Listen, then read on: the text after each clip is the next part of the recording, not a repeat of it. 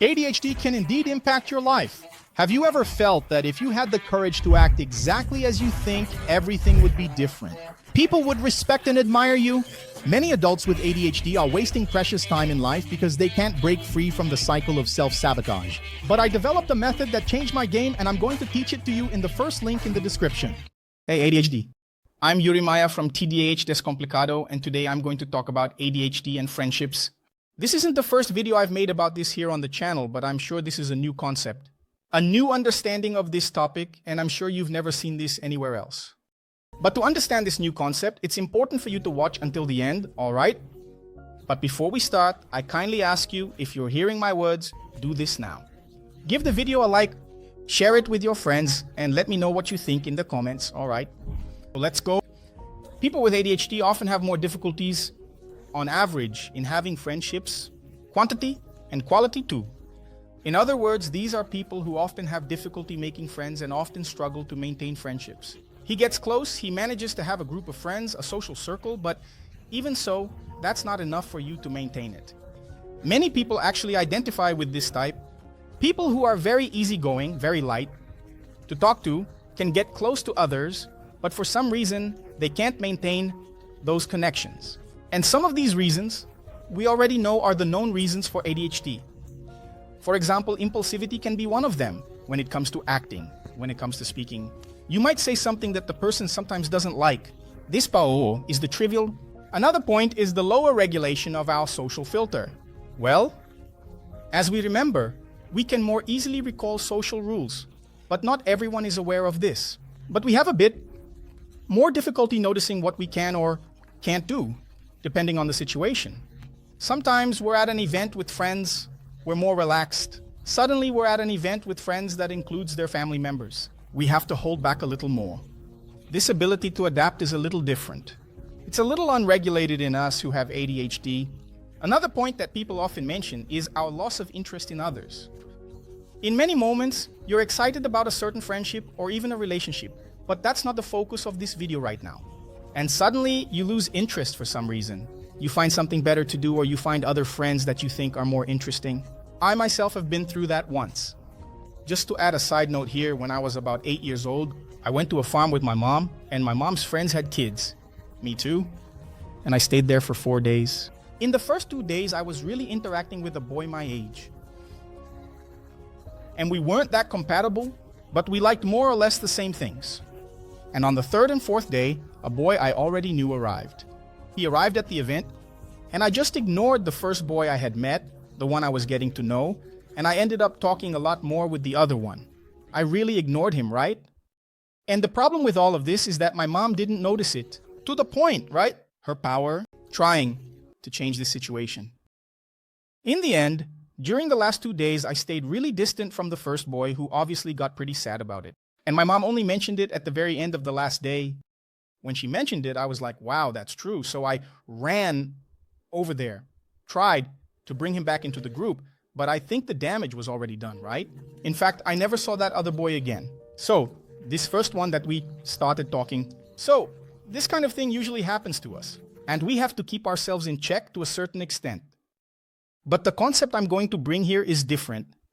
As time goes by, if you don't manage this social aspect properly, you might end up being wrongly labeled, or maybe even unfairly labeled as selfish, clueless, or you might suddenly find yourself isolating, not making much effort to connect with that social group, and you end up being forgotten or even sidelined in the circle of friends you have. But the concept I'm going to bring here is the idea of spending less time trying to fit into a certain group. Just to be clear, I'm not saying you shouldn't keep an eye on those behaviors. For example, the one I had with that boy over there, I should have really realized that I was acting inappropriately. I was little. Understand your impact and adapt while staying true. What are people feeling about this behavior of mine? As far as possible, without changing your way of being, without breaking your authenticity, you try to make any kind of adaptation. But when you live by molding yourself to others, to their situations, you fall into a terrible inauthenticity. Losing your authenticity is the worst thing you can do because you end up having an exhausting relationship. You control yourself so much with every word you say. What do you think you can expect from people, or How will people interpret what you're saying or doing? You go crazy, you get tired, exhausted, you really wear yourself out trying to have any kind of friendship. This happens a lot with children and teenagers who are bullied. Adults too, okay? But this example is really good and you might even relate to it. There are many children and teenagers who, due to their inability to socialize, sometimes they end up joining groups of people who reject them, right? They create a certain bullying, they come up with nicknames, and he goes along with it, pretending that he likes it, pretending that it's cool, being labeled as an idiot, as stupid. It's kind of like this, it's better to be talked about badly and be part of the group, in many quotes, than to be without any kind of social group relationship. But that's no good, that's the same. Eating a rotten orange will only do you harm. A good way to get around this is to think and act, because only action generates results with abundance. So you need to have that abundance mindset in your life. Have you already noticed that it's not working out? With a certain group, change groups, shift your attention to other people and other groups. This is essential for you to be able to have the opportunity to find various situations and different people where you can interact and integrate much more. It's really important for you to be open to having and receiving new groups, because you also have a better chance of being accepted how you are. We all indeed make some kind of social adaptation. Okay, this isn't exclusive to neurotypicals, nor is it something that ADHD people don't do. We do, yes, maybe a little less than we could. But we shouldn't spend so much energy on that because, as I said, we have this social filter that is a little less regulated. So, if we keep spending energy being inauthentic and shaping every word and action based on what the other person might think, you won't have friendship, you won't have quality friendship and true friendship. And another thing that's important, it's no use wanting others to like you when that's completely out of your control. The only thing you control, and even that is somewhat limited, is yourself and your actions. So, it's no use trying to control how others feel about you. Liking you has to be a natural process. Another point that's very important about this issue of adapting in friendships. It's that false premise, that false rule that you might have heard out there.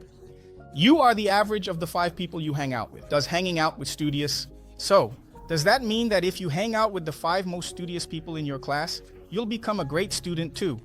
Or a person who dedicates hours and hours in the library, whatever it may be? Do you really think it works that way? And the answer is no. That's not how it works. Actually, that does exist, but not in the way we perceive it. Like this, first I meet people so that these people, or rather this environment with these new people, with these new behaviors, can certainly shape me. And that's not how it works. Actually, if you want to hang out with the 5 people who study the most in your class, you first have to be one of the top students yourself. In other words, if you want to hang out with a group of people you admire, who you aspire to have similar behaviors or live a similar life, you first have to live it yourself. This life, for example, very well-known and powerful people in terms of success and money, like for instance, Bill Gates and Elon Musk, for example. You know that they are people who live in a completely different social cycle than you and me. And they have no interest in being friends with us, with people who live in a completely different reality. You might become friends with Bill Gates or Elon Musk. First, you need a similar mindset, journey, social circle, and circumstances. There's nothing that prevents that from happening. But first, you're going to have a very similar mindset, a trajectory, a social cycle, a circumstance, just so that you might end up attending the same events and eventually bump into each other somewhere in the United States. I don't know. You meet and start talking about things that bring you closer together. So, be very careful with that. Sometimes we think that just shaping our environment is enough to solve everything. Yes, the environment, it has a lot of importance in that regard. But the change has to come from you first. In other words, you first have to climb your own success, scale your mountain, have your own journey, so that later you can start reaping the material and even social rewards of what you aspire to. So, don't rely on the environment to shape you. You be prepared for that environment, and this works a lot for social matters, all right? If you want to learn a lot more about ADHD, much more than what I'm talking about here, understand deeply how you can conquer your daily life. If you have ADHD, join the ADHD in Action Club. The link is here on the card or here in the description too. Join in, you stay, it's a subscription, you only pay per month, and you can stay for as many months as you want. All right? So that's it. I'll see you in the next video. Thanks. Bye. Many of us who have the disorder face difficulties in maintaining relationships. It seems like we never get it right with anyone. People come and go for the same reasons. With the ADHD in Action Club, you'll get to know yourself better and learn how to change the game. Check out the first link in the description.